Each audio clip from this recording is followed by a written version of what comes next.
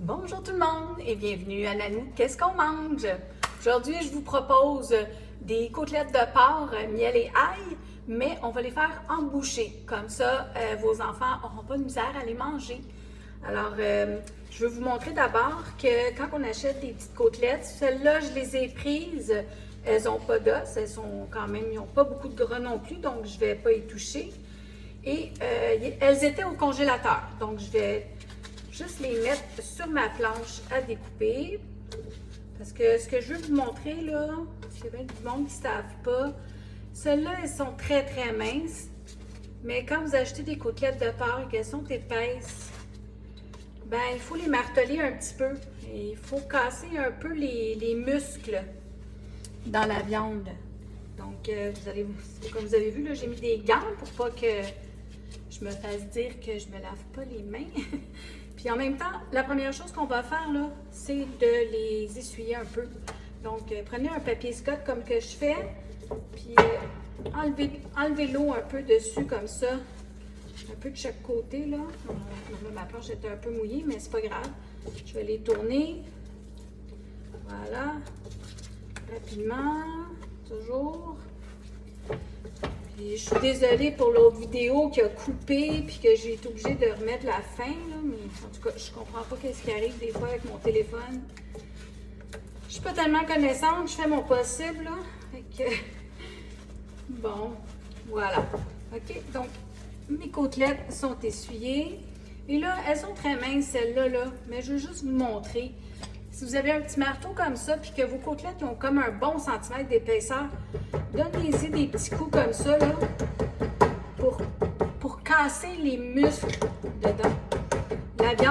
La viande va être plus tendre. Puis encore là, vous pouvez le faire des deux côtés, là.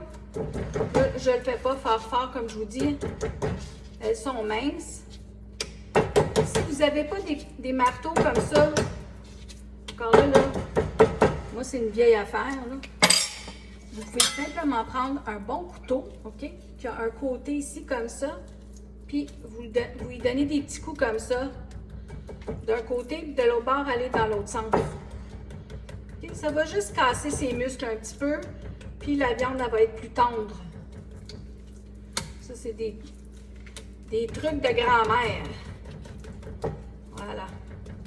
Donc, moi, c'est sûr que j'aime bien prendre mon petit marteau, là, mais c'est ça. Si une journée vous avez besoin de vous défouler, ben achetez des grosses côtelettes puis frappez fort. Donc voilà. OK. Là, ce que je vais faire, puis parce que je veux aller vite, je vais les couper en bouchées, là. Comme je vous dis, j'essaie de faire ça pour que les enfants puissent bien manger. Parce que moi, je trouve que les enfants des côtelettes de porc, là, ils ont de la misère. Fait que je vais faire comme des bouchées d'à peu près des cubes, là. Si mes côtelettes avaient été plus épaisses, j'aurais fait la même chose. Ça aurait peut-être été meilleur pour les adultes. Des fois, hein, on aime mieux avoir des gros morceaux de viande, mais en tout cas, moi, mon but, c'est toujours de m'assurer que les petits mangent. Et comme c'est miel et ail, ben, c'est sucré salé, oui. Donc, les enfants aiment ça. Alors, je vais mettre mes ciseaux plus loin. Je vais juste déposer ma viande avant. Comme ça. Je vais enlever ma planche. Voilà, je ne veux pas que ça tombe. Et je vais ôter mes gants. Comme ça, j'ai pas besoin de fermer la caméra et de recommencer. Donc, je vais allumer mon rond. Alors voilà, j'ai mis une bonne cuillerée d'huile d'olive avec ma viande. Et là, tout ce que je vais faire, c'est de la faire cuire. Je vais l'assaisonner avec du poivre. Comme ça. Encore là, c'est à votre goût, hein. Mettez ce que vous aimez. Je vais mettre quand même un peu de sel. Pas trop. De la poudre d'oignon. Et je vais mettre un peu de paprika fumé, juste pour dire que ça donne un petit kick. Voilà. Donc, je vais tout rôtir ma viande. Ça ne va pas être bien long parce que j'ai pris des petites côtelettes qui étaient très minces. Ça aurait pu être plus long si j'avais pris des côtelettes épaisses. Donc, je la fais bien cuire, là, et je vous reviens dans pas long. voyez la belle couleur que ma viande elle a maintenant bien cuit. Ce que je vais faire, je vais la retirer. Mon rond est vraiment à l'eau minimum. Et là, avec ce qui reste dans le fond de ma casserole, je vais faire ma sauce. Voilà, je les retire. Donc, gardez-vous toujours un bol à côté. Comme ça. Bon, je vais mettre ça ici. Excusez. Je prends une grosse cuillerée à table de beurre. Donc, je vais emmener le beurre un petit peu. Ça se peut que ça boucane un peu, là, mais bon. Voilà. À ça, je vais mettre, je vais attendre que mon beurre fonde un petit peu mieux, là. Je vais gratter un peu mes saveurs dans le fond.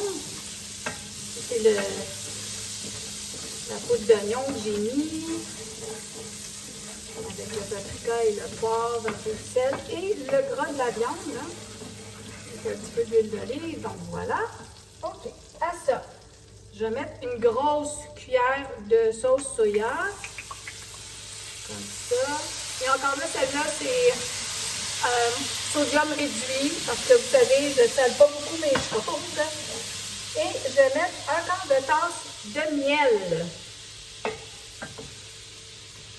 Là, et mon fond est toujours le plus, au minimum, au plus bas. Ça ici. Je vais brasser ça comme ça. Là, bien sûr, c'est miel et ail. Alors, je vais mettre mon ail. Je vais essayer d'en mettre comme l'équivalent de 3 gousses d'ail. Encore là, c'est cette petite pâte-là que je vais essayer de finir. Donc, mettons que c'est une. 2 et 3, une belle grosse gousse. Alors, je vais tout mélanger ça comme ça. Et ma viande, elle repose là dans mon plat. Ça commence à sentir bon. Pas compliqué, hein? Vous voyez? C'est sûr que c'est pas quelque chose qu'on peut vraiment faire laver. Bon, là, vous voyez toutes les petites ballons là? Ça veut dire que là, il faut remettre notre viande dedans. Oh non, je vais déglacer avant. Mon Dieu, je épaisse. J'ai oublié, désolée.